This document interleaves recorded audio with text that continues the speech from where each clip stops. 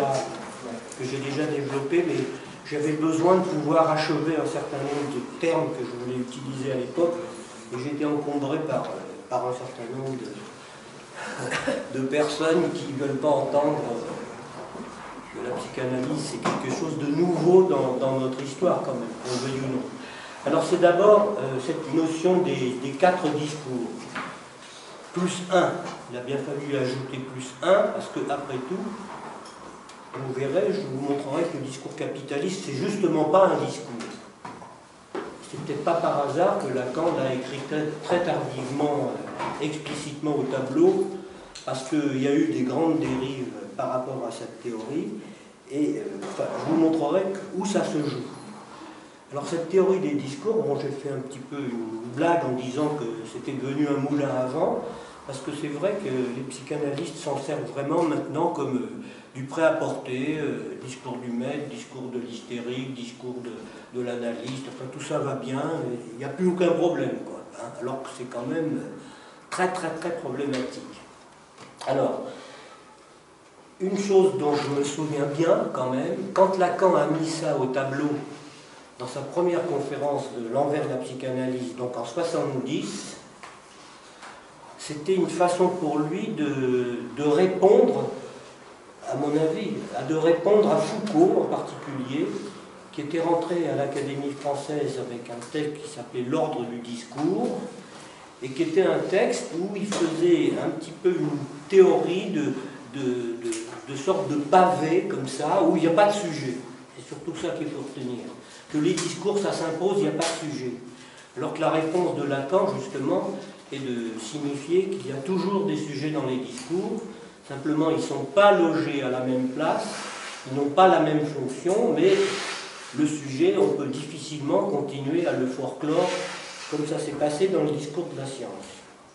Ça a été, à mon avis, sa réponse, parce que Foucault avait suivi le séminaire de Lacan, et en 66, dans l'objet de la psychanalyse, quand il a fait cette étude sur les ménines, il y a eu un petit accrochage entre lui et Foucault autour de l'interprétation du tableau. En gros, Foucault disait que dans les ménines, ça parlait du regard bien sûr, le regard passait, justement c'était la fonction du regard qui était prévalente et que c'était ça qu'il fallait retenir en gros.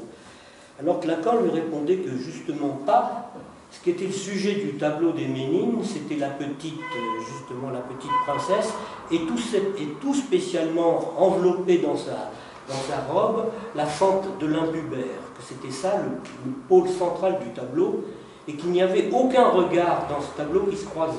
Il note ça d'une façon très importante. Ça montre que c'est un tableau fait par plusieurs plans différents, qu'il a juxtaposé, mais que ce n'est pas une composition totale. Voilà, je dis ça comme ça pour situer la façon dont Lacan se place à ce niveau-là. Donc en 70, en janvier 70, il vient à son séminaire sur l'envers de la psychanalyse. Il y a eu ce qu'il a appelé les mois de mai, 68, qu'il a interprété comme ça, les mois comme étant une manifestation subjective de catastrophique, enfin quelqu'un qui, quand il est dans les mois, il est plus très opérant. Et il a eu affaire aux étudiants, il a été le seul d'ailleurs de tous ces têtes pensantes, puisqu'à l'époque on peut en parler comme ça, qui ne s'est pas spécialement emballé autour de mai 68.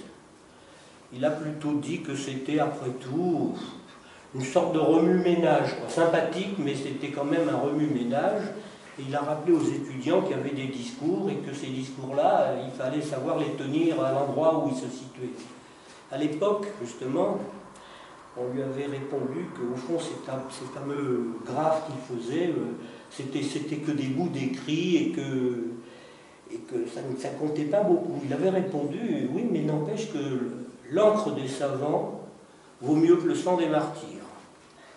Et il se moquait de Jean-Paul Sartre, donc vous voyez qu'il était toujours dans les petites histoires de l'époque, qui envoyait des étudiants se faire casser la gueule par des appariteurs musclés. Parce qu'à l'époque, il y avait la gauche prolétarienne et tous ces mouvements, il s'est passé des drames, il s'est passé des trucs très graves.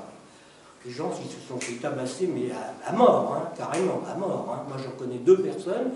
Une qui a été défigurée par un CRS qui lui a tiré à bout portant une bombe lacrymogène qui lui a écrabouillé le visage, et un autre de mes amis qui a été tabassé à Assas à coups de barre de fer et qui a eu quand même les bras cassés, les jambes cassées. Enfin, ça a été très fort. Ça, c'était des côtés qui ont été quand même un peu dénoncés comme excessifs, parce qu'après tout, on disait qu'en mai 68, il s'était heureusement pas passé de choses trop graves. De Gaulle voulait faire tirer sur la foule. Hein. Il avait massé l'armée autour de Paris, et il y avait les chars. Mais enfin bon, Pompidou lui a dit, bon ça va, le préfet de police a dit, ça va, on tient le truc. C'est quand même un vaste rigolade. À part les mouvements marxistes-léninistes pro-chinois, dont certains de nos amis ont été les principaux membres, enfin bon. Donc, notion de discours, il les met au tableau. Il met ces 4 formules que vous avez déjà vues un peu partout, sans explication. Et puis, il commente ça pendant tout le séminaire. Je me suis dit quand même, il faut qu'on arrive à comprendre, parce que lui, Lacan, il faisait ces choses, il ne faisait pas forcément attention à son auditoire, il continuait sa propre pensée à lui et il développait ses arguments en fonction de ce qui lui venait à son séminaire. Alors, il n'improvisait pas, bien sûr, mais en même temps, il avançait, il parlait, en gros, il parlait et il avançait des trucs comme ça. Donc, comment c'est venu? C'est comme ça que je vais prendre la chose. Premier temps, disons, on va appeler ça une première période, même s'il ne faut pas périodiciser l'enseignement de Lacan. Le premier temps, c'est que je vais appeler ça le temps où Lacan avance sa théorie de l'inconscient est structuré comme un langage. Donc il faut qu'il fasse une démonstration, en lisant Freud, que vraiment l'inconscient est structuré comme un langage.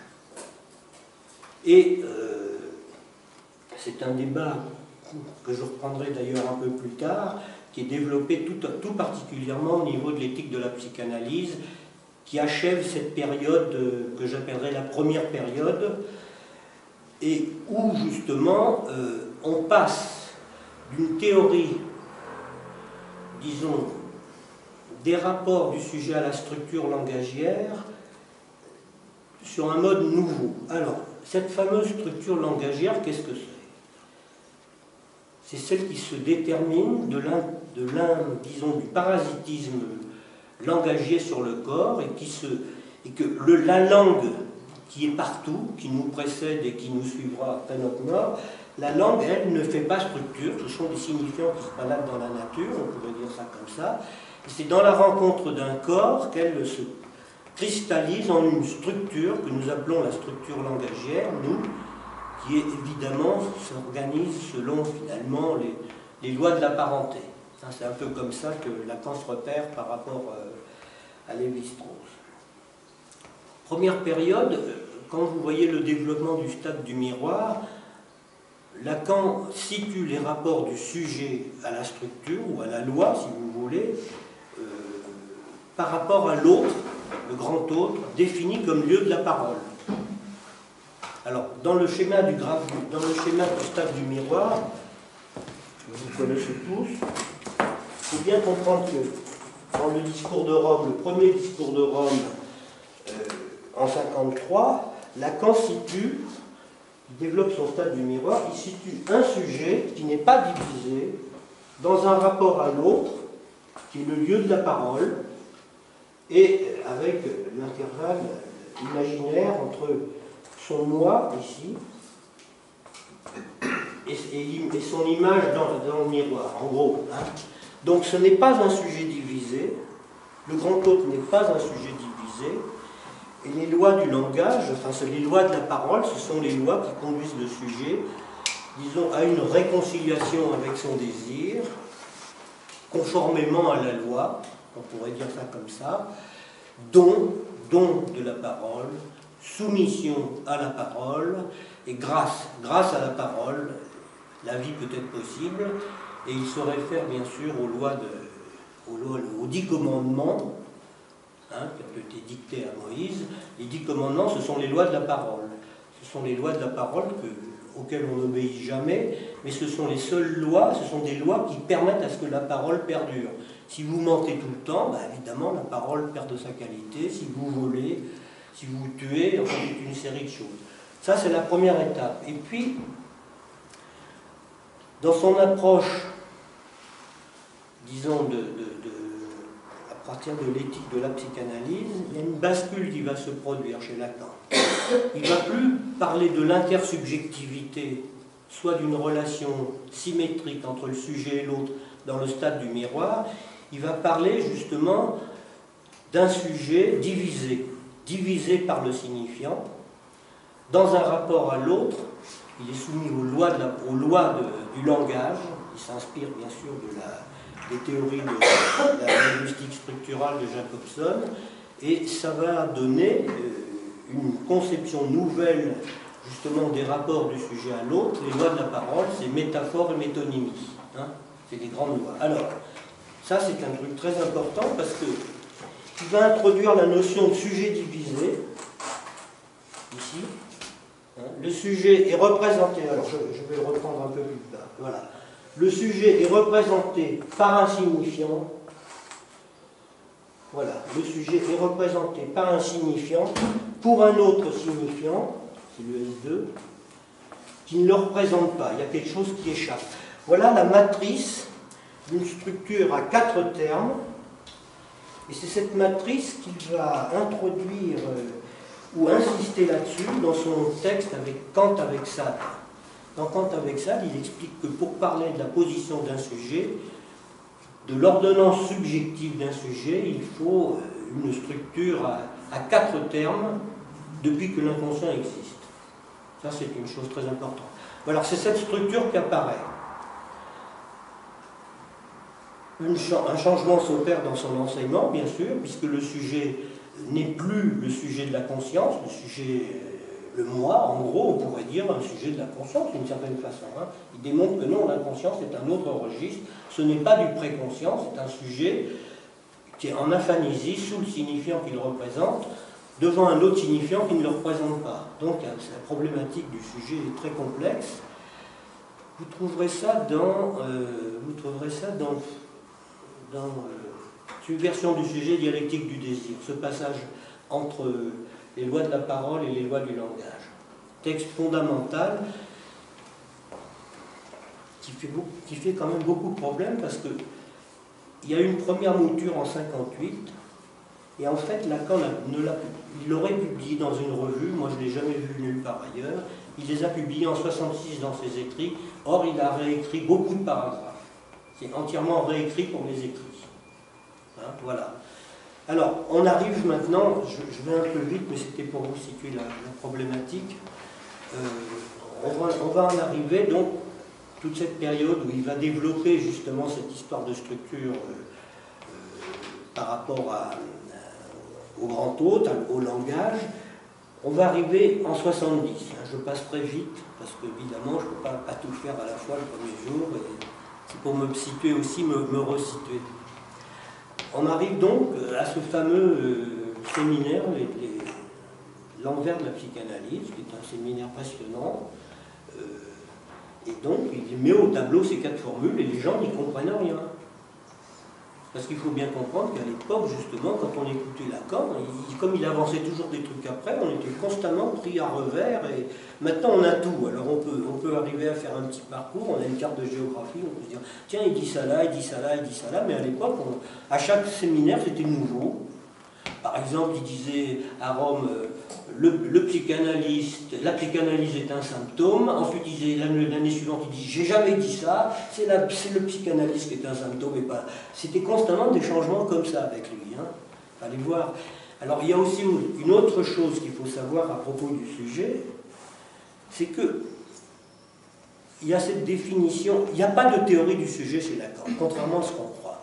Parce que la définition de le sujet représenté par un autre signifiant pour un autre signifiant, ce n'est pas une définition du sujet, c'est une définition du signifiant.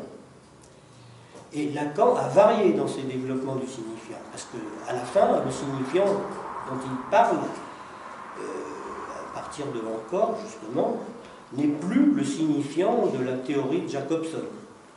Et Jacobson, qui est présent à cette époque-là, séminaire encore, approuve la nouvelle définition qu'il donne au signifiant. Alors, je vous donne juste un petit aperçu, je développerai ça plus tard. C'est-à-dire que le signifiant, au départ, interdit la jouissance à celui qui parle comme tel. Hein, c'était ça sa formule. Il fait obstacle au signifiant. Et plus tard, au contraire, il va changer. Il va dire que le signifiant, au contraire, est cause de la jouissance. Et il donne une dimension nouvelle au signifiant, c'est-à-dire que le signifiant n'est plus là pour délivrer du sens, mais il est d'abord fait pour jouir. Et quand on parle pour jouir d'abord, et puis ça communique si on veut, mais c'est comme ça qu'il voit la chose. Donc on voit constamment des déplacements, des changements comme ça, dont on ne perçoit pas, ça a une ampleur considérable dans l'enseignement de Lacan. À la fin, le signifiant, ça va être quelque chose d'impossible à définir, parce que, par exemple, si je prends la formule « le signifiant représente le sujet pour un autre signifiant », je pourrais vous dire que, par exemple, un signifiant, c'est toute la littérature analytique me représente moi, par exemple, comme sujet, auprès de Lacan, par exemple, voilà, qui ne me représente pas, bien entendu, parce qu'il ne m'a pas attendu pour exister, et j'en reste là, voilà, définition comme ça. Alors, ces fameuses formules des 4 discours, je vais le reprendre là. Je vais essayer maintenant de vous dire d'où ça vient, parce qu'il ne l'a jamais expliqué. Ça vient en fait de la parole. Alors, Lacan dit une chose, ça se passe, ça dans son séminaire ou pire. Aujourd'hui, je n'ai pas eu le temps de regarder la référence précise, mais je la donnerai. Il va partir de l'idée que, pas de l'idée, même de l'affirmation, que la vérité ne s'émet que d'un lieu de la parole. Il n'y a pas de vérité en dehors de la parole. Il ne faut pas confondre le vrai avec la vérité. La vérité, pour Lacan, concerne un sujet qui parle, ça se situe dans la dimension de la parole, même si cette vérité ne peut être que médite. Par exemple, si je vous dis « il neige dehors », vous allez me dire « mais non, il déconne, il ne neige pas du tout ». Mais si, ce qui est vrai, ce qui est la vérité, la mienne, c'est que j'ai dit qu'il neigeait dehors. Ça ne veut pas dire que ce soit vrai ni réel. Hein. C'est comme ça qu'il faut entendre la chose. Et c'est pareil quand on écoute les patients dans les cures. C'est ce qu'ils disent. On ne va pas vérifier si ce qu'ils disent ça rapporte à un réel. C'est à force de répéter les choses qu'on va cerner un bout de réel et qu'on va donc poser les choses d'une façon différente. Alors, toute vérité ne s'émet que d'un lieu de la parole qui est ici, je vais le situer ici. Et quand on parle, c'est un pôle que je dis. Vous voyez, ben là, ça va, là. Bon. Quand on se met à parler, cette parole se déploie selon 2 vecteurs. Un vecteur qui va dans ce sens-là, qui aboutit à ce qu'on appelle le signifiant, le semblant. Voilà. Et un autre vecteur, qui est ici, qu'on va définir comme un lieu de jouissance. Ici, semblant.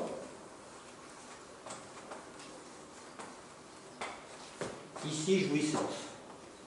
Donc, vous voyez les 2 versants de la parole. Un versant qui est soutenu par le signifiant, qui va délivrer bien entendu du sens, et un autre signifiant qui ne le représente pas, qui est le lieu d'une jouissance, la jouissance de parler, sur lequel il va donner d'autres définitions. Et dans toute parole, qui est ici, donc ici c'est la vérité, hein, la vérité médite, bien sûr, il y a un reste, c'est-à-dire qu'il y a toujours quelque chose qu'on n'arrive pas à dire. C'est ce qu'on appelle le reste, hein, qui est ici, comme une chute, comme une perte. On va l'appeler l'objet petit a, bon, on va aller rapidement comme ça. Ça, ce que je suis en train de faire au tableau, c'est une façon de poser, c'est la technique de Lacan, de poser, d'écrire quelque chose qui est dans une dimension de la parole. C'est une écriture. Donc quand il y a une écriture, comme il dit bien lui-même, il y a toujours une orthographie. Hein. C'est-à-dire que ça impose des règles qui n'existent pas dans la parole. Quand on parle, on ne fait pas de faute d'orthographe, on fait des lapsus, des choses comme ça, on change de mots, mais ce n'est pas du tout comme quand on écrit. C'est très important parce qu'il va donner à la dimension du discours la définition d'être un discours sans parole, alors qu'elle s'origine dans la cure d'un acte de parole. Nouveau discours qui s'émet à partir de la parole. Moyen de la parole, il a passé tout le début de son enseignement à parler fonction et champ de la parole et du langage. Ça montre que ça tient la route. Et on en est encore, dans les groupes analytiques, à se battre entre est-ce qu'il y a une prévalence de la parole ou au contraire une prévalence de l'écrit. Est-ce que c'était écrit avant et que la parole vient en second? C'est toujours la même problématique qui remue sans cesse et qui revient. Lacan, il a fait un enseignement oral, hein. Il ne s'est pas intéressé spécialement à ces séminaires du point de vue de leur perduration, de leur héritage. Il a donné ça à son gendre, mais lui, il n'a jamais repris ces séminaires, il ne les a jamais corrigés en public, il n'en a jamais vraiment parlé. À l'époque, il donnait à tout le monde disposition de ces petites transcriptions qui existaient, qui circulaient à l'époque. Tout le monde les avait, on les avait tous. Il lui-même prêtait ses propres transcriptions qu'il avait par l'intermédiaire de celle qui s'appelle la tapeuse de Lacan, là. Donc c'était vraiment dimension de parole, hein. C'est un enseignement oral, dimension de parole. N'empêche que on arrive avec la théorie des discours à l'acmé d'une période qui commence en 64, quand il vient parler à Normal Sup, jusqu'en 70, donc ça fait presque 6 ans, où il essaye de poser que peut-être la psychanalyse, elle pourrait avoir une dimension scientifique, c'est-à-dire mathématique, et qu'on pourrait écrire des mathèmes, en gros, c'est ça que ça veut dire, c'est un terme qui n'existe pas en mathématiques, ça, qu'on ne trouve pas dans les dictionnaires, où il y aurait quelque chose d'intégralement transmissible dans l'enseignement de la psychanalyse. C'est ça qu'il est en train... Il va arriver à un moment où il va écrire des mathèmes, les mathèmes des discours, et puis, dans les 3 ans qui viennent, il va renoncer au mathème.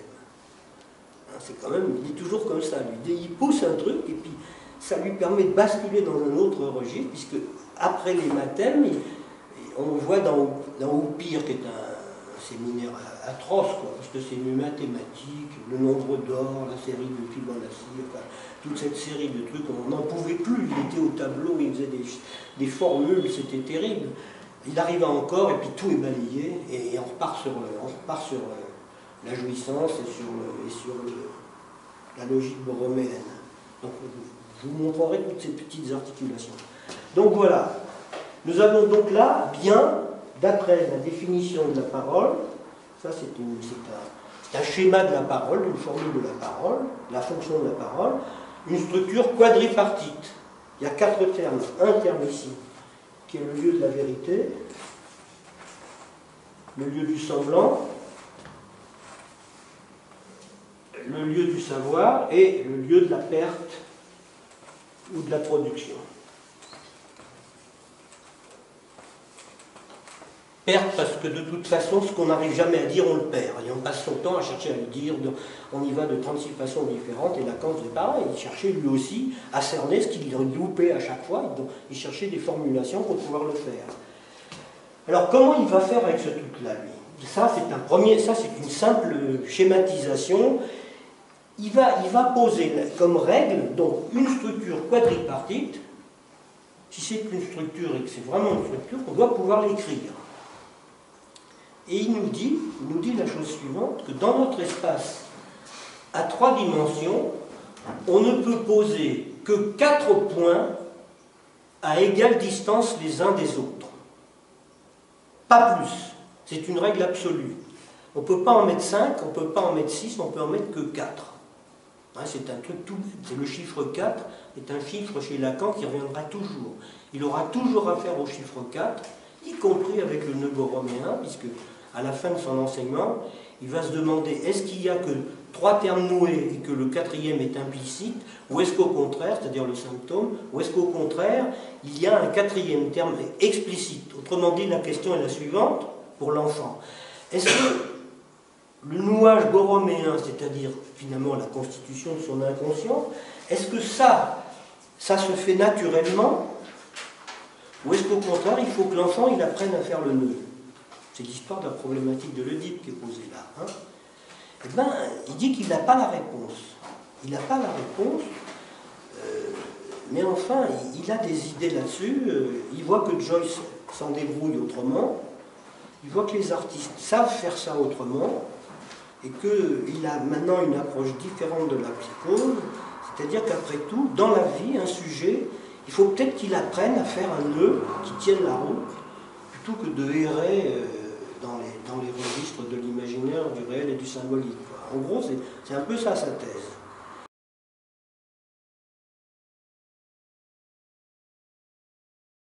Donc ce chiffre 4 va toujours être présent chez Lacan. Alors, on en est là, je fais des allers-retours comme ça pour situer les choses, mais ça me paraît très important de le faire. Donc, on a ça. Donc ça, j'ai fait le premier schéma, je vais les marquer parce que sinon je ne vais pas me revenir, je vais revenir dessus après. Ça, c'est le B. Non, c'est le B. Pour les garder en réserve. Une structure quadripartite. Bon, voilà, je reviens maintenant sur ce schéma-là. Les 4 termes. Hein. Il va les nommer. Je vous les donne tout de suite parce que c'est comme ça, il le met au tableau, c'est comme ça. Donc, la vérité, un vecteur qui va vers là. Ça, c'est le fameux graphe de la parole. Et là, il va situer le signifiant. Je ne l'ai pas marqué ici, d'ailleurs. Le signifiant, comme semblant du réel, l'agent, l'objectif-là dans le discours analytique, ou le désir. Donc, dans la parole, il y a un agent qui agence la parole, quand même. Hein. Ça parle d'un lieu de vérité, mais c'est un sujet qui parle, qui dit des choses, qui s'avance, qui dit... Voilà. De l'autre côté, au niveau du 3, vous avez donc l'autre, le S2, ici, c'est l'autre, le grand autre. C'est aussi le lieu du travail, c'est aussi le lieu du savoir, c'est aussi le lieu de la jouissance. C'est-à-dire que c'est toujours ailleurs. On a toujours affaire à un savoir qui est ailleurs, dans un autre, qui nous est étranger, qu'on n'approche jamais. Alors il y a eu toute une série de thèmes philosophiques pour essayer de cerner la chose. Et ici, il met le dernier terme, donc une perte, une production, qui ne sont pas équivalents, mais qui sont rapportés à la même chose. Et un plus de jouir. C'est-à-dire que quand on parle, malgré tout, on gagne quelque chose par rapport à ceux qui ne parlent pas. Hein? Et dans la cure, c'est ça dont il s'agit. C'est-à-dire qu'on arrive à grignoter, à faire comme ça un chiffrage de la jouissance qui ne soit pas trop forte et qui nous permette de nous déplacer dans le réel et dans le monde, et de mieux, on espère, mieux jouir de la vie. C'est pas toujours vrai, mais ça peut arriver. C'est vrai que les sujets qui ne parlent pas du tout s'en sortent très mal. Hein. Donc on apprend à parler dans la cure. Alors, j'en suis là. Je vais maintenant monter ma fameuse pyramide, là. Parce que... Je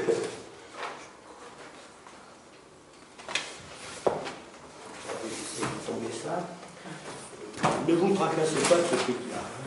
En gros, je vais le faire très simplement. En gros, il dit, on ne peut situé dans l'espace à 3 dimensions où nous vivons, 4e dimension c'est complètement autre chose, que 4 points qui sont situés, je me suis mal pris bien entendu, comme d'habitude, c'est une pyramide que je veux faire, voilà.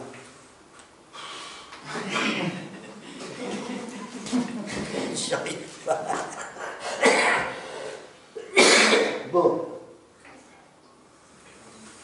Bon, je vais recommencer parce que vraiment, c'est trop bête. Bon, on va les mettre ces 4 points. J'aurais voulu pouvoir leur donner. Voilà. Donc il y en a. On va mettre 1, 2, 3. Et puis le 4e, il est soit en avant, soit en arrière. Alors pour qu'on le voit mieux, on va le mettre en arrière.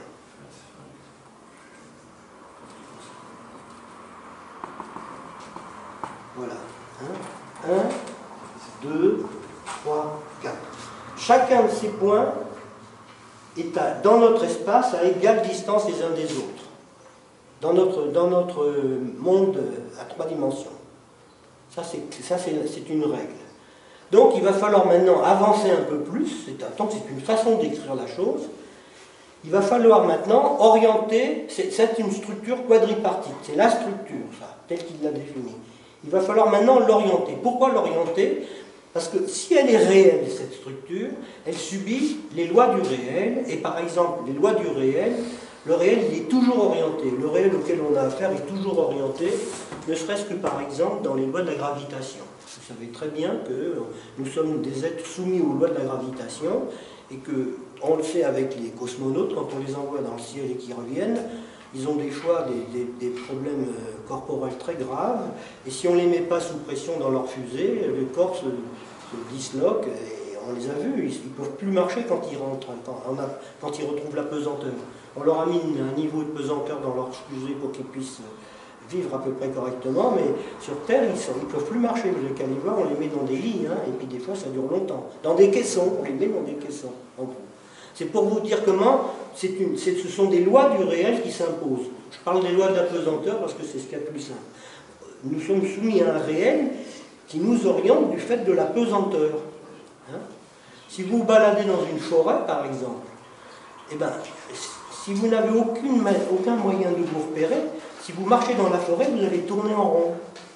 Vous n'allez jamais pouvoir tourner en ligne droite. Moi, j'ai connu des gens, pourtant, qui sont des gens sérieux, on pourrait dire. En Bourgogne, un copain qui connaît très bien la forêt où il va régulièrement chercher des champignons et des escargots, mais il s'est paumé. Il s'est paumé un jour dans sa forêt. Il n'est pas arrivé à sortir de sa forêt qui n'était pas si grande que ça, alors qu'il avait l'habitude d'y aller.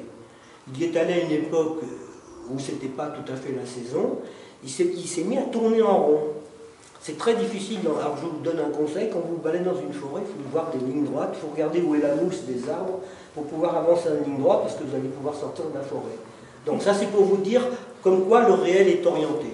Alors pour l'orienter, il va falloir vectoriser cette fameuse pyramide. Partir d'un point et faire partir des vecteurs pour qu'ils retrouvent les autres. Et il faut toujours garder une certaine symétrie et une équivalence entre chaque point. Si par exemple je pars d'ici et que je décide de faire partir 3 vecteurs, du 1 vers le 4, du 1 vers le 3, du 1 vers le 2, à un moment donné, dans mon écriture, je vais me retrouver avec un point où il y a 3 arrivants et pas 3 partants. C'est-à-dire que je vais introduire une asymétrie qui fait que ça ne colle pas. Il faut que ça reste, que ça colle. Alors la seule façon de le faire, c'est ça. La seule façon de le faire, j'avance un peu vite, mais c'est comme ça que je peux avancer. Il va falloir que je trouve un moyen pour permettre à cette structure de garder sa symétrie et qu'elle réponde aux lois du réel. Et la voilà, que je la trouve ici. Ici, par exemple, du point 1, attendez, le 1, puisqu'il est le 1, il est A. Du point 1, je fais partir 2 vecteurs, 1 vers le 3, 1 vers le 2, et alors il y a 2 partants, 1 arrivant. 2 partants, 1 arrivant. Ça, vous savez, vous allez le faire chez vous, moi je le fais rapidement ici, mais vous allez vérifier chez vous que c'est juste. Du point 2 maintenant, du point 2, je vais faire partir, je vais lui faire, bon, il va y avoir un vecteur qui part, un vecteur qui arrive, 2 vecteurs qui arrivent. Le voilà, le point 2. Et chacun ensuite du point 3, c'est pareil, 2 qui arrivent, 1 qui part, c'est une règle d'écriture qui fait que j'ai retrouvé une symétrie qui répond à cette structure, à son orientation. C'est tout bête, c'est pas la peine de comprendre, vous allez le faire chez vous tout seul, c'est pour ça que j'arrive à le faire facilement ici, quoique je mette quelques aides, quelques petits trucs, c'est comme ça. Et j'arrive à ce fameux schéma de tout à l'heure, le schéma des 4 discours de ce que Lacan nous a donné comme formule, c'est-à-dire la vérité vectorisée vers la jouissance, vers le semblant, et puis ensuite, du point de vue du semblant, il y a un vecteur qui part vers l'autre, un vecteur qui lui arrive du côté de la production, et un vecteur qui part ici Donc lui, il y en a un qui arrive, deux qui arrivent, un qui part. Un qui part. Un qui arrive, deux qui arrivent. Vous voyez, les symétries sont respectées. Ici, il y en a un qui arrive, un qui part, et un... Pourquoi on le met on le met en guillemets comme ça, en petits traits, c'est parce qu'on l'a mis à plat, la pyramide. C'est une façon d'écrire qu'au fond, quand on la met à plat, c'est une écriture qui fait que c'est une mise à plat de l'espace à 3 dimensions. C'est ça que ça veut dire. Hein? Vous pigez ça ou pas?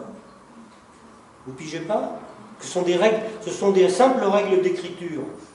Ça n'a rien d'important à retenir, simplement ce sont des règles, ça impose de l'écrire. On ne peut pas écrire n'importe quoi. S'il parle de la structure, il ne peut pas faire n'importe quoi. Il écrit les choses de façon à ce que ce soit cohérent. Et on en arrive effectivement à ce qu'il a écrit d'emblée. Je vais prendre ces papiers là.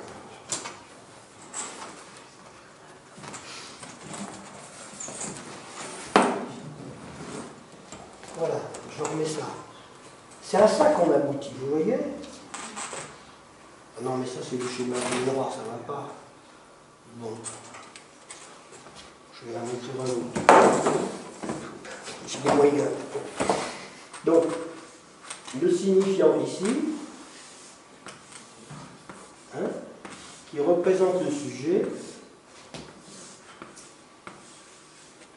pour un autre signifiant, qui ne le représente pas. Donc je mets mes vecteurs maintenant. Voilà, un vecteur là, un vecteur là, un vecteur là, un vecteur là, et là, il n'y a pas de vecteur, c'est une mise à plat, c'est un équilibre. Voilà l'écriture d'un discours. Le discours du maître, c'est ça. Le signifiant représente le sujet pour un autre signifiant qui ne le représente pas. Hein, objet petit a ici. Ça, c'est une écriture donc, de la structure langagère telle que Lacan l'a définie, et il va en faire un usage tel que c'est une écriture bivoque. Il y a d'une part ce qui est réel dans la structure, c'est-à-dire ce qui revient toujours à la même place. Ça, c'est en référence à la théorie des Grecs et d'Aristote de la sphère des fixes. On se repérait les hommes ont toujours besoin de se repérer par rapport à quelque chose qui revient toujours à la même place. Que ce soit les marins, que ce soit les voyageurs, il faut que quelque chose soit stable, sinon on se perd complètement. Donc, ce qui revient toujours à la même place, la sphère des fixes par exemple, on voit bien que c'est un imaginairement réel. On a découvert plus tard que les astres ne sont pas tout à fait à la place où on les voit à l'œil nu. Puisqu'on prend des jumelles ou des télescopes, on voit qu'il y a un petit parallaxe qui se produit. L'astre n'est pas tout à fait à la place où on le voyait à l'œil nu. Donc vous voyez, pour faire des cartes marines, pour repérer les choses comme ça, il faut utiliser des instruments, mais ça vous donne une idée quand même que ce qui est important pour Lacan, c'est que ce qui revient toujours à la même place, il y a donc dans son truc, dans son schéma, il y a chaque pôle est une place. Il appelle ça un quadripôle ou un quadrupède, qui ne sont pas des termes courants en mathématiques. Ça revient toujours à la même place. Et il y a aussi des fonctions. C'est-à-dire que S1 à cette place-là a une fonction, mais s'il le déplace par là, ça va avoir une autre fonction, un autre sens. S'il fait un déplacement des trucs, ça va être pareil. Et bien il va s'apercevoir tout simplement que si on fait tourner les lettres, en respectant les lois mêmes qui l'ont amené à écrire la chose, il va obtenir, je vais me servir des schémas suivants, je ne vais pas les refaire tous au tableau. Voilà. C'est ce qu'il nous a produit au tableau. Il nous a produit au tableau les 4 discours. Vous voyez? C'est-à-dire que ici, il a écrit le discours du maître. C'est bien ici que je le trouve, oui. Le discours du maître, ici. Si je fais tourner les lettres dans le sens d'horlogements, progrédient ou régrédient, on peut le faire dans les deux sens. Si je déplace d'un quart de tour, voilà, c'est le fameux quart de tour, j'obtiens ici le discours hystérique. Si je continue, j'obtiens le discours analytique, et si je continue, je tombe sur le discours universitaire.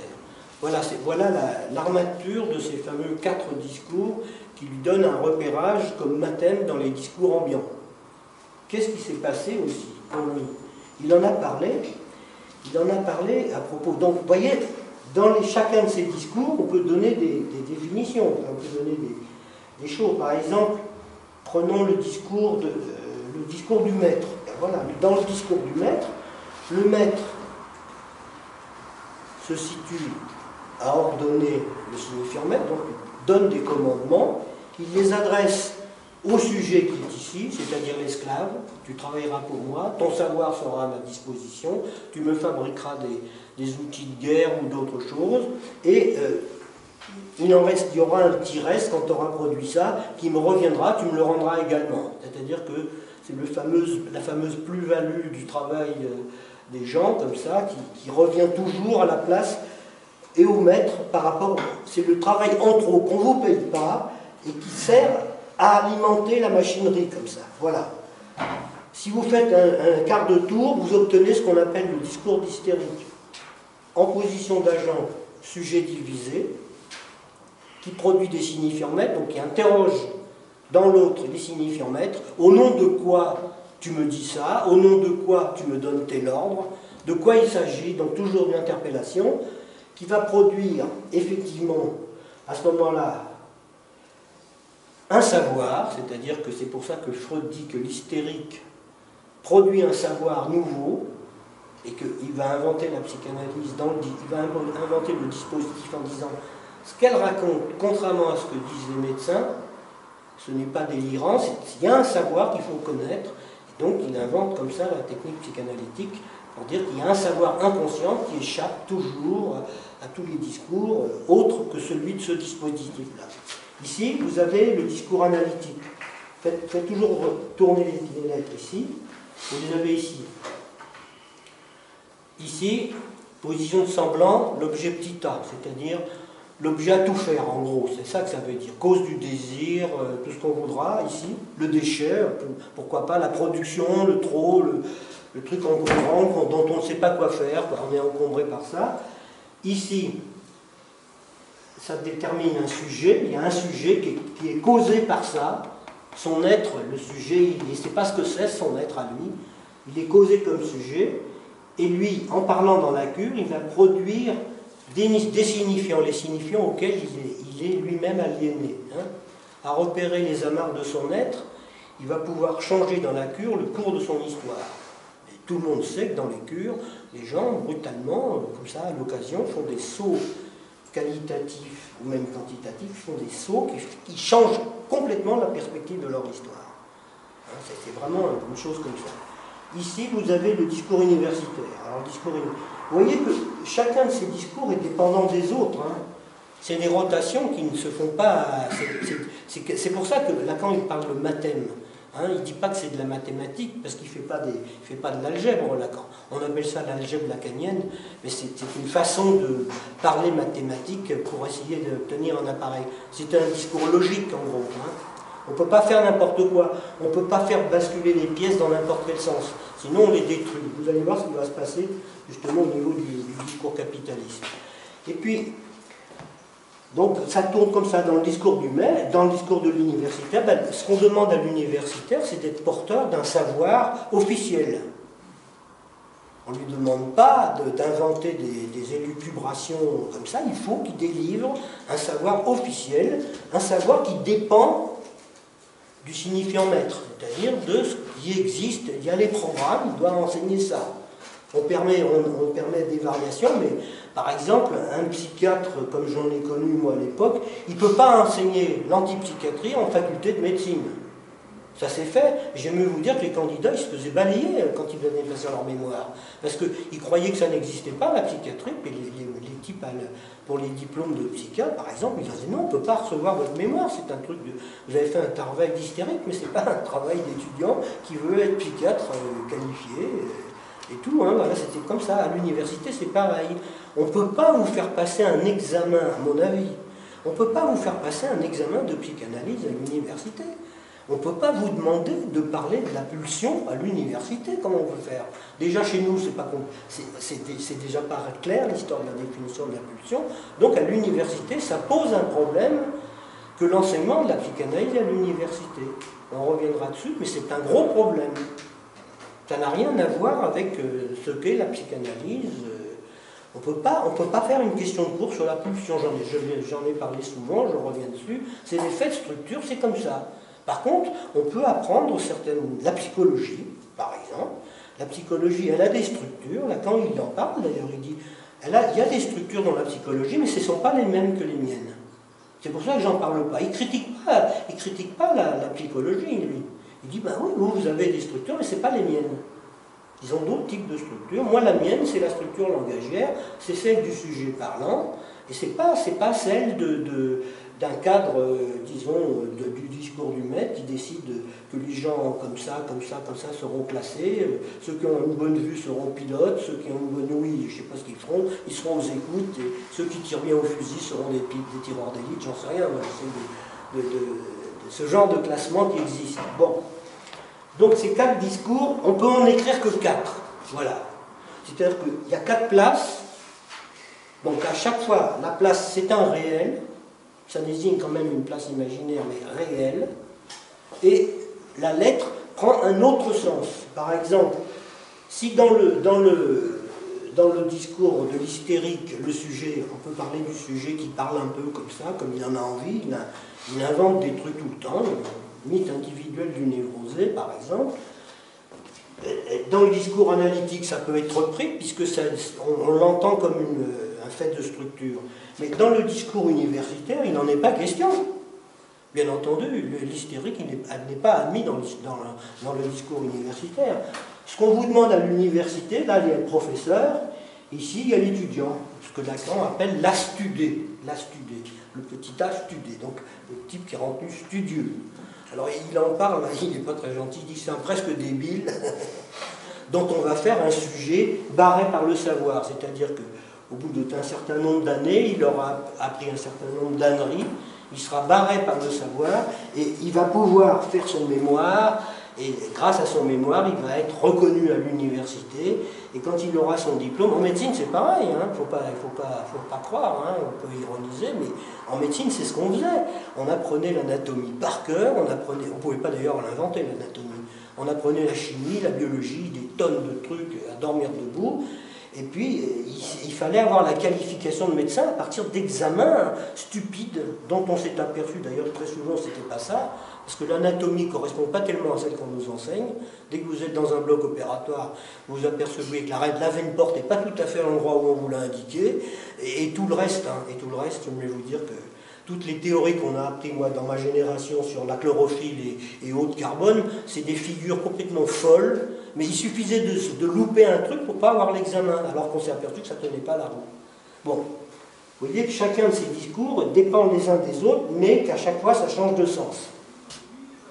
Le sujet dans l'hystérique, par exemple pour l'hystérique, n'est quand même pas le même que... Alors qu'est-ce que j'ai fait ici, moi? Qu'est-ce que j'ai fait? Ah oui, ça c'est... Dans le discours hystérique, c'est quand même pas tout à fait... C'est pas tout à fait le sujet dans le discours du maître.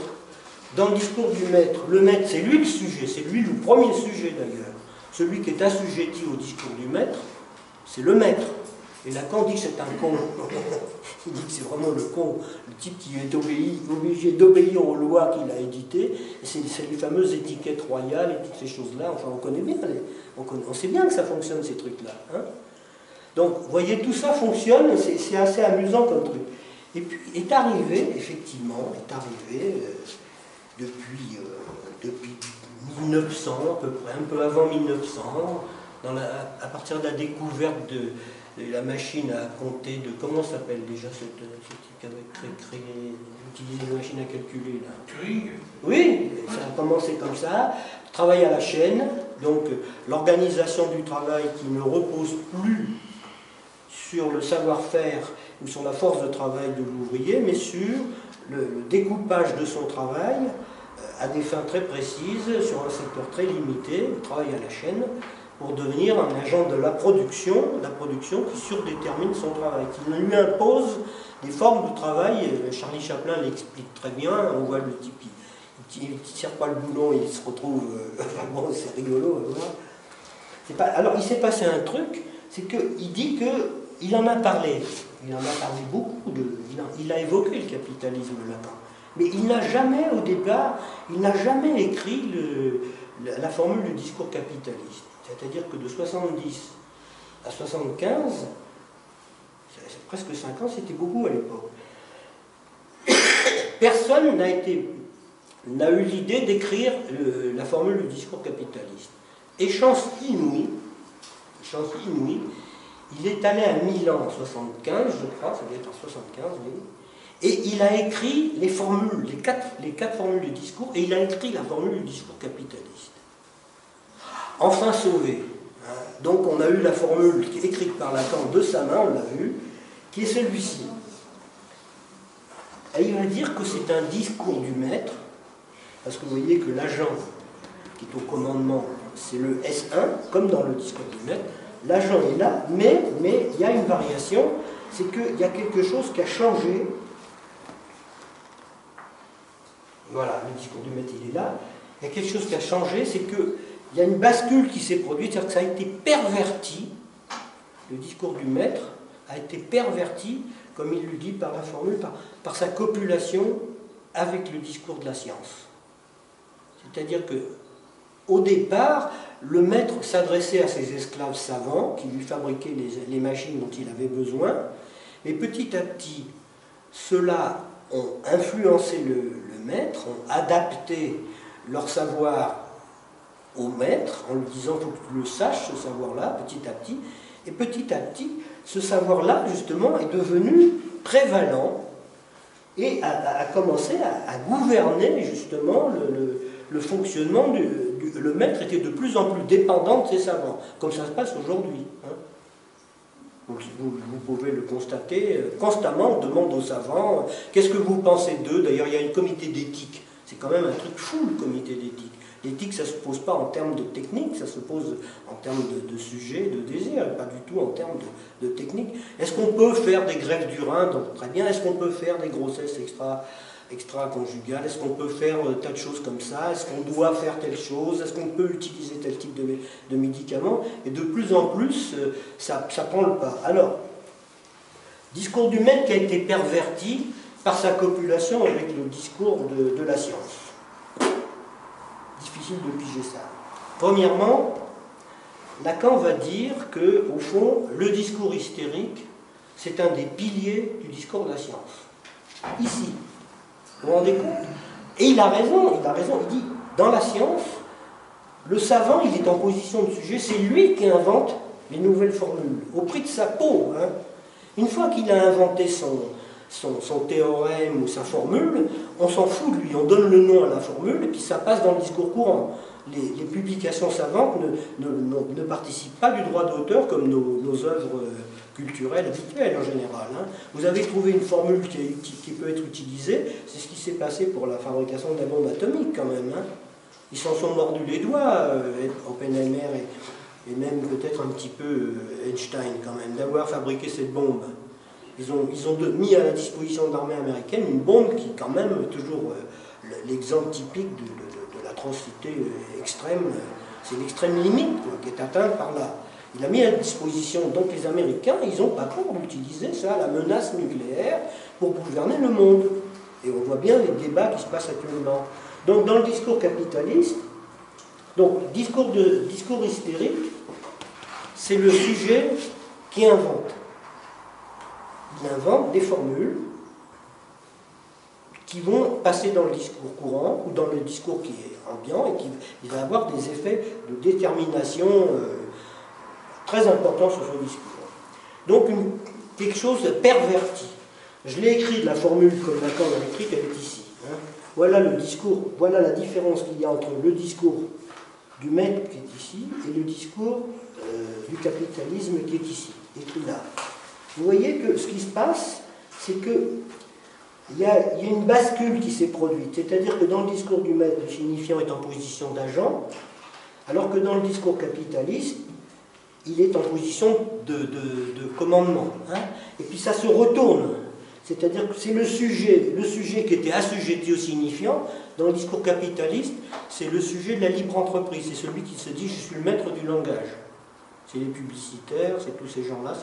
C'est moi qui commande, c'est moi qui décide. Je l'ai dit comme ça, je le dis comme ça, et puis c'est comme ça, et je l'impose. Donc, c'est un discours perverti. Seulement, vous comprenez bien que tant que la structure fonctionne, on a des repérages dans le réel, chacun. Hein, c'est-à-dire que quand un universitaire se met à déconner à plein tuyau, on ne sait plus où on est. Quand on est affaire à ou bien même à un médecin, par exemple. Si dans la médecine, il y a un mixte entre le discours universitaire et le discours du maître, parce que le médecin qui travaille dans le discours du maître, il fait des ordonnances. Hein. S'il se met à déconner en position hystérique en disant ben moi, écoutez, vous savez, moi j'ai inventé une médecine douce, on peut soigner les cancers avec de l'huile d'olive, ça existe. Non mais ça existe. Hein. Vous voyez bien que c'est complètement déconnant, il faut quand même qu'il y ait une petite attache comme ça. Il y a quand même des analystes qui font ça aussi. On va faire des analyses et on va guérir des cancers avec la psychanalyse. C'est quand même très problématique. On est dans des limites là, etc. Donc, tant que les quatre discours fonctionnent, ça va. Discours capitaliste, il se passe un truc, donc c'était le début du siècle, du XXe siècle, c'est celui-là qui devient dominant. Vous remarquerez que donc, tous les autres discours sont balayés. Parce que, par exemple, dans le discours capitaliste, vous avez l'agent, il est emprunté au discours hystérique. Hein? Ici, le S1 ici, il est emprunté au discours... Non, il n'est pas emprunté là, c'est cette première partie, parce que ça continue à fonctionner comme dans le discours du maître, à peu près. À ceci près que, par exemple, je vais revenir là-dessus, vous voyez que la circulation des vecteurs fait qu'une fois parti de l'origine, vous voyez qui est ici, à chaque fois que vous êtes parti de l'origine, vous faites un tour, mais vous ne pouvez plus revenir à l'origine. C'est-à-dire qu'il y a un point d'insertion dans le réel qui vous donne une certaine garantie de la valeur de la chose. Tandis que dans ce discours-là, il n'y a plus rien. C'est-à-dire que ça circule en cercle. Voilà. Vous tournez en boucle. C'est un discours sans fin. Il n'y a pas de... Pour Lacan, il dit que ça y est, c'est réglé, le truc, ça consomme tout, et ça va se résorber pour lui d'une façon démographique. On brûle tout, puis à un moment donné, on va se retrouver devant des situations absolument catastrophiques sur le plan démographique. C'est quand même un petit peu ce qu'on est en train de voir. Hein. Je ne sais pas si vous êtes au courant, mais on n'a pas besoin de faire d'écologie, on voit bien que c'est plus possible. Hein. On ne peut pas continuer à entretenir des machines à produire de la plus-value, il n'y en a plus de plus-value. Alors, c'est ça qui est en train de se produire. Donc, perversion, ça veut dire quoi? Ça veut dire que cette structure-là, ça c'est des structures, hein, respectent la distribution normale des lettres. Ici, au contraire, ça a basculé. Or, qu'est-ce qui s'est passé? Il s'est produit ce qu'on appelle un pervertissement du discours, c'est-à-dire que c'est ce que le processus même de la perversion, on subtilise à une relation symbolique qui s'impose d'une façon catégorique un lien imaginaire. Vous voyez? Et donc, ce n'est plus une structure. C'est une espèce de monstre, un monstre hybride, qui a les effets que vous connaissez bien. Hein. C'est ça qui est en train de c'est ça qui se produit. Et ça balaye tous les autres discours, parce que tous les autres discours, pour continuer à exister, sont obligés de lui répondre. Lui, il dit maintenant, ce que je veux, c'est que vous me fabriquiez des informaticiens, ou que vous me fabriquiez des gens comme ça, et tout ça, et tout le monde s'y met. Hein. Le seul discours qui n'est pas touché par le discours capitaliste, justement, c'est le discours analytique, qui est ici. Lui, il n'est pas du tout touché. Donc s'oppose actuellement dans le monde, qu'on le veuille ou non, ce discours-là domine le monde partout, y compris avec tous les compromis que font les analystes avec ce discours-là, et Dieu sait s'ils en font, hein, et celui-là, le discours d'analyste. Voilà les deux, ce qui reste. Cela, ça ne fonctionne plus. Il faut bien vous le dire. Hein. L'université, c'est le désastre. Le discours du maître, regardez nos hommes politiques, on peut pas, ils font de la com, ils ne font pas de la politique, ces gens-là. Hein, faut pas non plus... C'est plus les hommes politiques, c'est plus Périclès, c'est fini. On ne sait pas ce qu'ils font n'importe quoi. En tout cas, ils se présentent aux élections présidentielles, l'année suivante de leur élection, ils prévoient déjà qu'ils vont se... Et donc ils vont orienter toute leur politique au regard de leur volonté de se faire élire à la prochaine. C'est quand même un peu énorme. Le tout sur la base d'informations qui sont de la pure communication sans intérêt. On ne sait pas ce qui se passe réellement. Moi, il m'est arrivé une drôle d'histoire récemment. À la FNAC, je peux pas prouver mon identité. Je vais acheter un produit. Si j'ai pas ma carte d'identité sur moi, mais que j'ai ma carte de la FNAC, je leur ai dit, mais je vous ai déjà acheté quasiment l'équivalent d'un yacht depuis que j'y vais à la FNAC. Je ne peux pas prouver mon identité. Ça n'a pas de valeur. Il faut que j'ai ma carte d'identité. Mais regardez dans vos dossiers, j'existe bien. Regardez, j'ai ma carte One de la FNAC. J'ai ça, ça, ça et ça. Ben non, ça n'existe pas. C'est quand même un drôle de truc qui est en train de se passer. Quand vous voyez comment maintenant on est en train de nous bousculer avec les passwords, on passe son temps à changer nos passwords. On ne peut plus accéder à... Moi, je me suis trouvé pendant 15 jours dans la folie totale. Je ne pouvais plus accéder ni à mon site, ni à rien du tout, parce que j'avais changé, je ne sais pas où, à un moment donné, un password sans faire attention, et que ça avait... Bon, vous voyez ce qui se passe. Alors, voilà, on a affaire à ça. Qu'est-ce que ça va donner? J'en sais rien, mais je vais en rester là, et on peut discuter si vous voulez. Ça, c'est des constructions que vous pouvez faire. Hein. Je veux dire qu'il n'y a rien à apprendre par cœur, il suffit de suivre les trucs. C'est pour ça que je l'ai fait sans note, parce que je pense que ça peut se retenir. Parce qu'il va trouver, il va lâcher ce truc-là, Lacan. C'est ça qui est intéressant aussi, c'est qu'il va laisser tomber le truc. On peut dire qu'il laisse tomber ses mathèmes. Parce qu'il considère que tout n'est pas mathématisable et que la transmission intégrale n'est pas possible. Et il va même dire que la psychanalyse est intransmissible, ce qui est le pompon quand même, après 27 ans de séminaire public. Il nous a annoncé le dernier séminaire que intransmissible. 2 ans après, il faisait dissolution de son école, qui a foutu un joyeux bordel. Donc c'est pas rien tout ça, hein, c'est des effets dans le réel très importants. Mais à Rome, il a quand même, il avance un petit truc. C'est-à-dire qu'il est en train de rentrer dans sa structure borroméenne, dont je vous parlerai un peu plus tard, justement, et il va opposer, il va mettre en scène 3 grands discours. Il va mettre la science, la religion et la psychanalyse.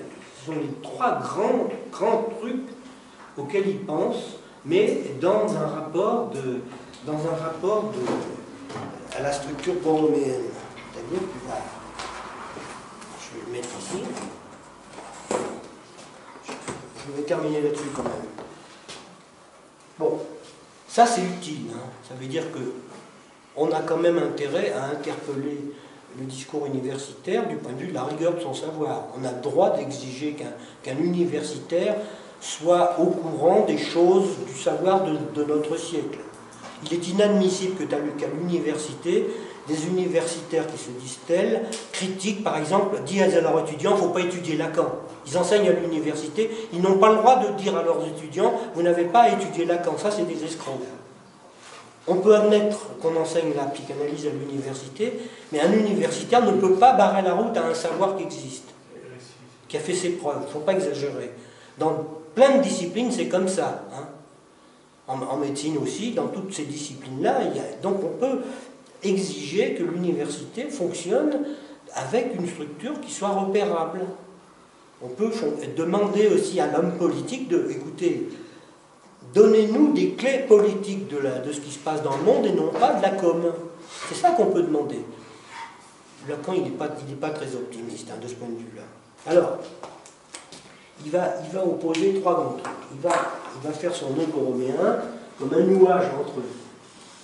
Ça, c'est quand? C'est Patrick. C'est quand, ça? Ça va venir à partir du discours de la 3e. Donc ça va être un de mes textes que je vais beaucoup utiliser parce que je l'utilise depuis toujours et que je trouve qu'il n'est pas assez exploité. Hein. Bon, mais ça ne fait rien. Donc, c'est à partir de 74 à Rome. Il a introduit le borroméen un tout petit peu sous une forme que je vous dirai dans Oupire. Ensuite, encore, il commence à s'avancer sur le registre de la jouissance. Il a donné les formules de la sexuation. Donc, je vous montrerai comment on peut faire des montages des formules de la sexuation sur les 4 discours aussi, qui est quand même une petite percée intéressante, parce que ça ne sera plus que les mathèmes des discours, ça sera aussi des mathèmes de la jouissance. C'est intéressant de savoir, compte tenu des débats qui se passent autour du mariage pour tous et tous ces trucs-là. Donc c'est là, hein, Lacan, il est à la pointe de ces trucs-là.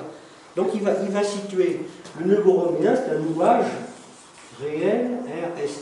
Hein, réel, RSI. Il va mettre ici la religion. En gros, c'est que la religion, c'est un nouage borroméen, elle réalise ce qui du symbolique peut s'imaginer. C'est-à-dire qu'elle réalise, par exemple, dans l'Eucharistie, par exemple, ou dans l'histoire du Christ, elle réalise ce qui de la parole, c'est-à-dire du Saint-Esprit, peut s'imaginer. Le Dieu éventuellement qui est au ciel. Voilà, ça c'est un truc comme ça. Et puis il va faire une rotation, on va la prendre. Alors la science, on va la mettre là. Faut que je vois si je le mets dans l'autre sens, parce qu'il va mettre donc la religion ici. Il va mettre la science. Parce que de plus en plus pour lui, ce qui domine, c'est la science de maintenant. C'est-à-dire aussi bien les sciences économiques que sociologiques, que tout ce qu'on appelle science maintenant. C'est comme ça, c'est des sciences. Hein. Ça peut être pas tout à fait de la science pure, mais c'est quand même comme ça. Et puis la psychanalyse. Il va opposer les trois grands champs. Hein. Psychanalyse. Alors, voilà, la science.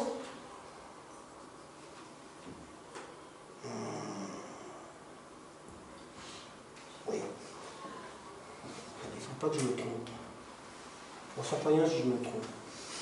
Donc il va faire une rotation rétrograde, l'élogière. Ça s'écrit S, I, R. Vous voyez, j'ai décalé d'un cran. Hein, vous suivez ça? Et en dessous, la psychanalyse, donc elle va I, R, S. Ça vous va, hein, les rotations, hein? Ça correspond. Alors regardez ce qui se passe. Donc la religion, elle réalise ce qui du symbolique peut s'imaginer.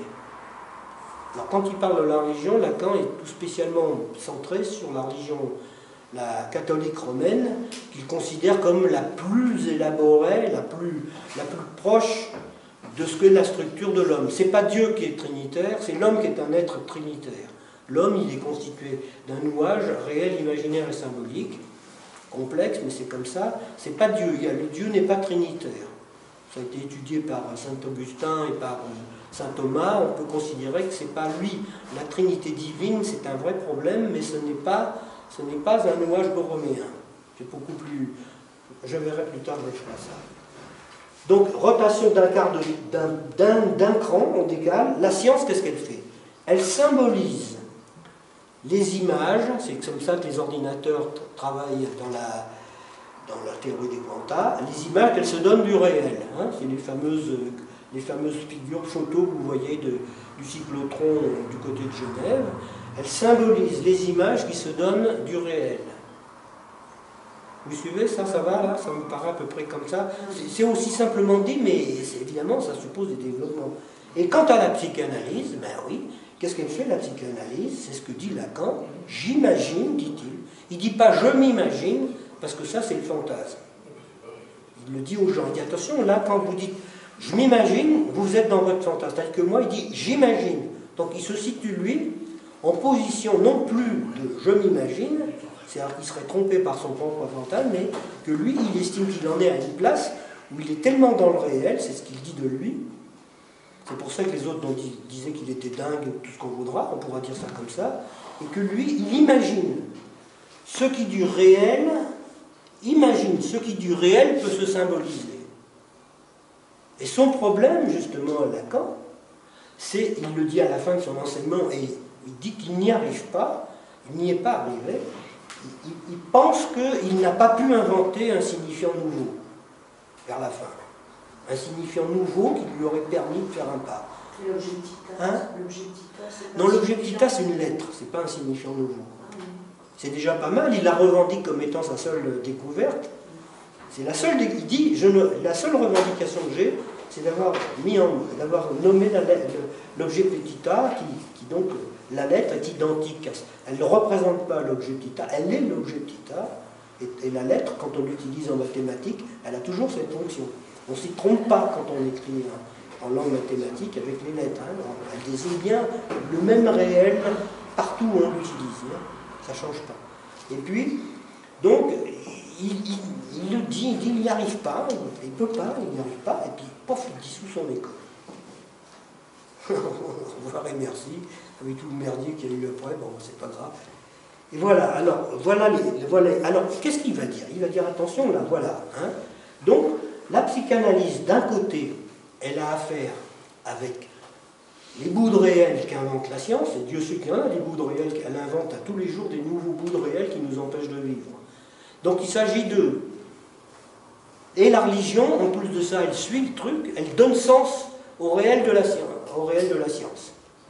On n'a qu'à voir comment, finalement, la religion, elle s'accommode bien des découvertes de la science pour lui donner une valeur. Hein. Ça, elle vient pas toujours vite, mais elle y vient. Elle accorde ça. Et donc la psychanalyse, elle est coincée entre la science d'un côté, ces bouts de réel qu'il faut contrer, et d'autre part, entre la religion, qu'elle ne peut pas entièrement démolir, parce qu'elle est un peu abritée par la religion. La psychanalyse, elle a un petit abri dans la religion, tout en étant athée. D'accord, il est athée, il n'est pas dans la religion, mais il connaît les religions. Donc il ne faut pas parler des religions n'importe comment. Il faut savoir comment on parle des religions pour pouvoir se situer par rapport à elles. Hein? Il y a des pays où vous n'avez pas intérêt à dire n'importe quoi sur la religion.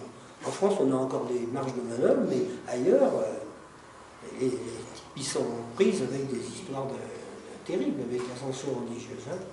Donc voilà, donc il dit que la science produit des bouts de réel insupportables, irrespirables, qui nous empêchent de vivre. Et donc, il y aura de plus en plus de gens qui vont demander à faire des analyses. Parce que c'est le seul discours qui peut répondre comme symptômes, c'est des symptômes. Donc il faut que quelqu'un puisse répondre, c'est le seul discours qui peut répondre. Y compris dans le malaise de l'université, toutes ces choses-là. On voit bien qu'ils sont en train d'exclure des catégories entières de sujets qui ne répondent plus à leurs critères de sélection à l'université ou à l'école, par exemple. Hein. Ce qui n'existait pas il y a 20 ans. Et en même temps, il faut qu'elle fasse avec la religion. Comment? Parce que quand il va à Rome, il n'y va pas avec le dos de la cuillère. L'archiraté, comment ça s'appelle, la foire, et l'archiraté et l'espérantia. Enfin, vous pouvez espérer ce que vous voulez, on s'en fout, quoi. Il est profondément athée. Alors l'athéisme de la psychanalyse, il faut le démontrer. Il faut le démontrer, l'athéisme. C'est pas facile de démontrer qu'on est vraiment athée. Est-ce que ça se démontre? C'est une question. Voilà. Ça, c'est la perspective qui va être la réponse de Lacan, à mon avis, à la difficulté qu'il a avec ces histoires de baptême qui lui paraissent plus probantes. Et pour revenir au discours capitaliste de la copie du discours du maître avec le discours de la science. Attends, je n'entends pas, vas-y. Pour revenir au discours capitaliste, dit par Lacan comme copulation, le discours du maître, si je me souviens bien, le discours de la science. Oui. Donc ça veut dire qu'il dit ça à un moment où il a laissé déjà tomber les baptêmes. Et il a déjà formulé comme ça ces trois discours. Il n'a pas laissé tomber vraiment les baptêmes, mais c'est vrai qu'il les utilise moins, il les garde. Parce que Lacan n'élimine jamais ce qu'il a. C'est pour ça qu'on ne peut pas périodiciser. Simplement, c'est des voies de...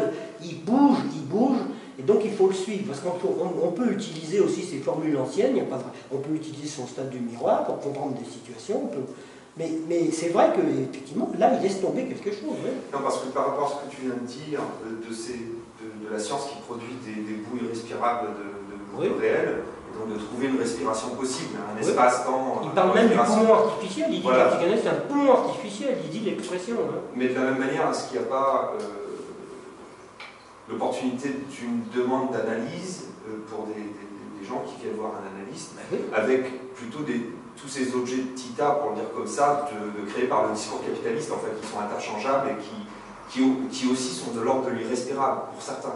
Ben oui. Il y a un malaise de la civilisation de plus en plus important. Par contre, est-ce que les psychanalystes sont à la hauteur de ce truc-là? C'est pas sûr. Parce qu'en même temps, ils sécrètent ses propres choix. Le discours capitaliste, il vous propose des tas de trucs, le massage, il vous propose les spas, les voyages à l'étranger, tout ça, hein, il vous propose des tas de trucs. Hein. Il y a des tas de méthodes.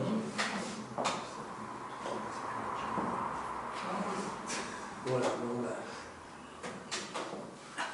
Mais est-ce que tu dirais qu'il y a une congruence des discours autres, c'est-à-dire capitalistes, universitaires et même, pour venir attaquer le discours analytique? Moi, je trouve que, par exemple,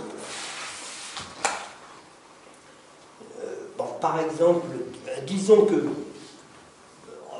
prenons les rapports de la médecine et de la psychanalyse, par exemple. Hein, on va situer le discours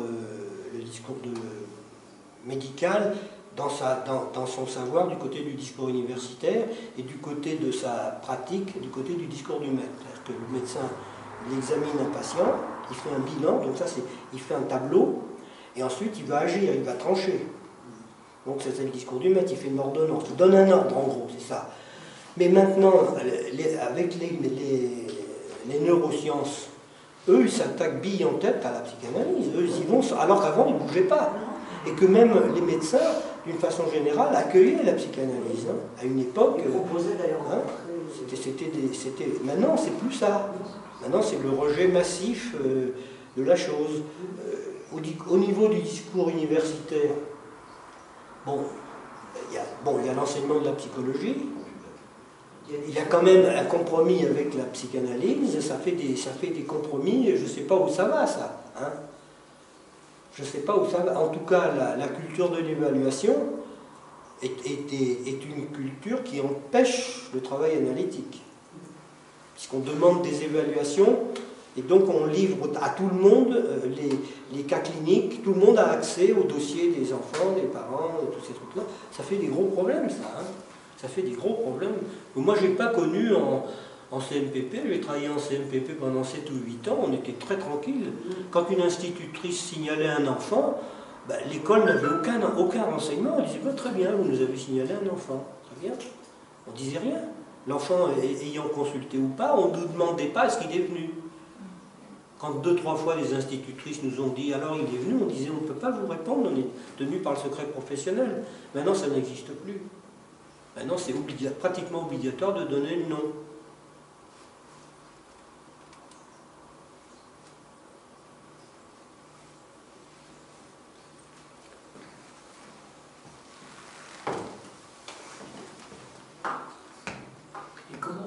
Comment est arrivé ce 5e discours? Justement, il est arrivé parce que c'est un constat de la pratique en fait. Lacan, c'est ça qu'il faut comprendre, c'est que Lacan n'est pas quelqu'un qui progresse parce qu'il invente des formules. Hein. C'est que c'est quelqu'un qui, de sa pratique, met en question ce qu'il a déjà formulé.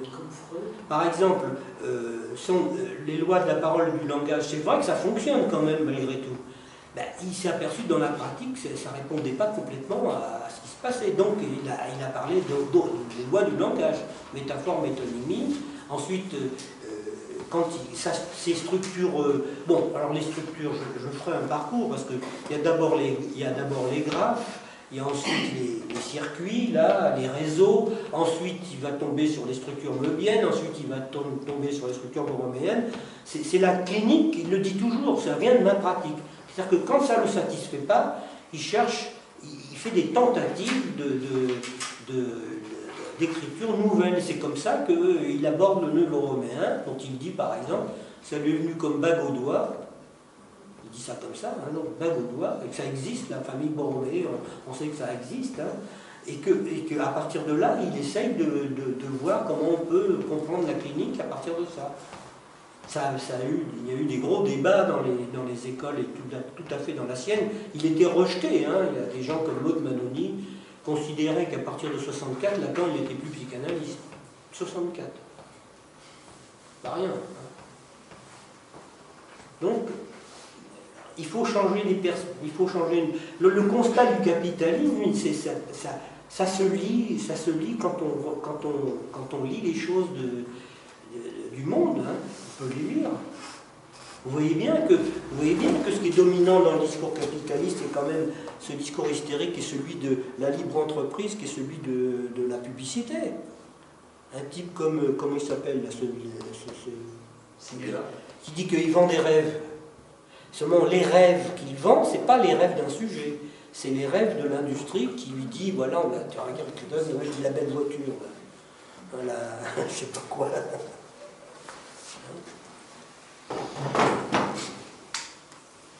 Donc, il a articulé petit à petit. Il a d'abord assimilé son objet petit a à la plus-value de Marx. Au début, il n'avait pas sous la main encore. Il a fait la similitude. Ensuite, il a défini le symptôme non plus comme on en parle du point de vue psychopathologique classique. Il a dit que c'est une manifestation de quelque chose qui ne va pas dans le réel. Par exemple, il dit qu'une manifestation, c'est un symptôme de quelque chose qui ne va pas dans une usine, par exemple. En gros, c'est ça que ça veut dire. Donc, il se rapporte à Marx. Et alors, il va expliquer un truc qui est très clair, très facile à piger, enfin très facile à piger, j'en suis pas sûr. C'est que dans le discours analytique, justement, dans le discours capitaliste, qui est ici, la production, c'est-à-dire la plus-value, celle qui se capitalise, parce que tout ce qui est là est brûlé par les capitalistes, ils l'utilisent pour faire fonctionner leur machine, mais ce qui leur fait gagner de l'argent, c'est l'accumulation de la plus-value. C'est pour ça qu'après, il y a de l'argent dans les banques, et on spécule, et finalement, ça devient plus important que le travail des gens. Hein. On gagne plus d'argent en faisant de la bourse qu'en travaillant. C'est vrai, c'est comme ça que ça se passe. Et bien, dans le discours capitaliste, c'est perdu pour le sujet. Quand vous travaillez, votre plus-value, vous la perdez tout le temps. Vous achetez une voiture neuve, vous mettez votre cul dessus, elle a perdu la moitié de sa valeur. Hein. Vous n'avez même pas conduit la voiture. Tandis que dans le discours analytique, à la fin du processus, c'est-à-dire que le sujet se débarrasse des signifiants qui l'encombraient, qui faisaient symptômes pour lui, et il récupère sa plus-value à lui. Il récupère son plus de jouir à la fin, enfin même en cours de route. C'est-à-dire qu'il gagne, il fait un gain à chaque fois, petit à petit. Alors évidemment, c'est pour ça qu'il y a une opposition farouche entre les deux, parce que quand même, ça ne plaît pas beaucoup au capitalisme, la psychanalyse. Hein. Pas beaucoup. Hein. Parce que justement, c'est un discours qui s'oppose, qui fait grain de sable. Alors maintenant, je ne sais pas comment ça se passe, mais enfin, bon, ça a un effet quand même. Hein, il y a quand même beaucoup de monde en analyse. Du point de vue de la culture, la psychanalyse, elle a quand même un certain impact, je pense, non? Non? Qu'est-ce que tu en penses? Toi, oui? Je pense qu'elle fait partie de la culture. C'est un fait de culture. C'est un fait de culture. Qui rend sa place difficile à l'université, surtout si l'université s'effondre au point de ne pas pouvoir prendre acte qu'il y a des faits de culture qu'elle doit commenter. Voilà. Lacan, il est très sévère avec l'université. En mai 68, il produit un texte qui n'a jamais été publié, que j'ai récupéré, que j'ai mis sur mon site, qui s'appelle « Une réforme dans son trou ». Et il dit que le truc qui s'est passé au moment de la réforme Faure, Edgar Faure à l'époque, c'est que justement, il a introduit un découpage du savoir en unités de valeur. Autrement dit, alors que le savoir devrait constituer un ensemble cohérent, on en a un petit bout, mais c'est devenu des unités de valeur. Et que ça, c'est une façon de vendre le savoir à au commerce. C'est déstructuré. Voilà. Donc on ne peut faire de commentaire que s'il y a l'hypothèse qu'il y a une structure. Voilà. Et c'est à partir de là, le commentaire étant impossible à l'université, il lui reste ça devient le service après-vente. Voilà. Les écoles analytiques sont touchées aussi par ce problème-là, parce qu'ils cherchent une clientèle aussi. En fait, par rapport à l'objet petit a, déséquilibre représenté là, dans le discours capitaliste, il y a quelqu'un qui le récupère quand même, non? Parce que vous dites que... Bah, c'est le capitalisme qui récupère. Oui, alors que normalement, l'objet tita est supposé être l'objet perdu et qu'on n'est jamais la main mise dessus. Oui. Et donc là, c'est pas vraiment l'objet tita comme cause de désir, non? C'est vrai qu'il prend une autre fonction quand il est à ce niveau-là. Quand il est en position d'être cause du désir dans le discours analytique, c'est pas la même chose que quand il est produit comme objet, effectivement. Hein, c'est-à-dire qu'il faut voir que chacune des lettres, quand elle est à une autre place, remplit une autre fonction. Mais en même temps, ce qui est important dans la théorie des quatre discours, c'est que Lacan, il réintroduit ce qu'il appelle la considération du sujet. C'est-à-dire que vous ne pouvez pas faire avec des liens sociaux dans lesquels le sujet n'y est pas. C'est ça qu'il dit. Ce ne sont pas des animaux, on ne peut pas les traiter n'importe comment, il y a des sujets là-dedans. C'est que c'est pas vraiment l'objet tita tel qu'il est, cet objet qui suscite le désir, parce qu'il y a le manque donc qui suscite le désir. Peut-être c'est un semblant d'objet tita, non? Dans le discours capitaliste. Récupérer son plus de jouir, c'est une façon de dire que, au fond, ce qu'on perd, on a déjà perdu. Donc il faut perdre ce qu'on a perdu. Comme ça soulage. Il y a de l'impossible d'une part, donc le réel est impossible, ça soulage, et puis il faut perdre, il y a des choses à perdre, il faut les perdre. Il ne faut pas les garder, sinon on est malade. Si on capitalise des choses qui ne vont pas, on est malade. D'ailleurs, c'est très... Justement, ce qui est important, c'est que je vous ai situé dans ces discours, il y a quand même un impossible. Le fait de ne pas pouvoir revenir à l'origine. Donc il y a quelque chose de réel. Ça s'origine d'un point de réel impossible à rejoindre. Alors que dans le discours capitaliste, il n'y a plus d'impossible. Comme le disait notre ami Sarkozy, ensemble tout est possible. Et oui, la folie de vouloir revenir à l'origine, on appelle la radicalisation. Évidemment, c'est les autres. Et cette folie, c'est une sudation du discours capitaliste. Il ne sert à rien d'essayer de l'explorer en cherchant les thèses du XIIIe, XIVe ou XVe siècle, ça nous éclate absolument. Ben oui. Il y a un domaine que je trouve intéressant qui à la fois illustre à quel point le discours capitaliste effectivement fait feu de tout bois, et en même temps qui se fait avoir quand même parce qu'il reste un petit peu du sujet ou de l'humain, c'est l'univers de la mode. Parce qu'en fait, on voit qu'il y a pas mal de modes qui reviennent, c'est-à-dire pour le prêt-à-porter, en vue du prêt-à-porter, donc du capitalisme à grande échelle, c'est-à-dire vendre dans le monde entier, où on va revenir à des designs que ma maman ou ma grand-mère même, des années 50 portaient.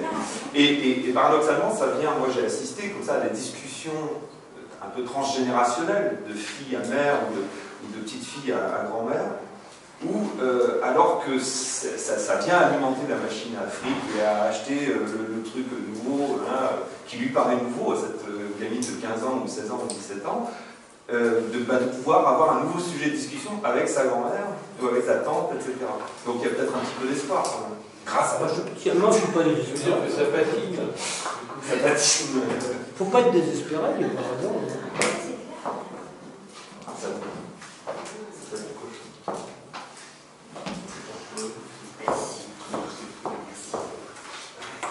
Voilà, on arrête là.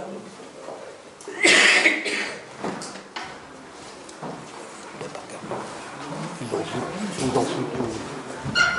pas regardé. Je l'ai vu en même temps parce que